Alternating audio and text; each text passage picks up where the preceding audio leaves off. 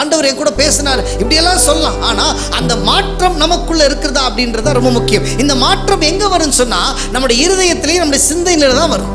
எத்தனை பேர் ஆமென் சொல்கிறீங்க இல்லையா? ஒரு 3 குரங்கு கதை தெரியலையா உங்களுக்கு? ஆமாம், ஒரு குரங்கு என்ன செய்யும்? வாயை மூடிட்டு இருக்கும். அது எதை சொல்லுதுன்னா தேவையில்லாத பேசாத. ஒரு குரங்கு என்ன செய்யும்? காதை மூடிட்டு இருக்கும். அது என்ன சொல்லுது? தேவையில்லாத கேட்காத. ஒரு குரங்கு என்ன செய்யும்? கண்ணை மூடிட்டு இருக்கும். என்ன செய்யும்? ஆமாம், தேவையில்லாத பார்க்காத. அது இப்போ இருக்கிற காலத்தில் இந்த 3 குரங்கு கண்ணு காது மூக்கு மூடிட்டு இருந்தாலும் ஏதாவது ஒரு முறையில் அசுத்தம் என்ன செய்யும்? வந்துடும் இல்லையா?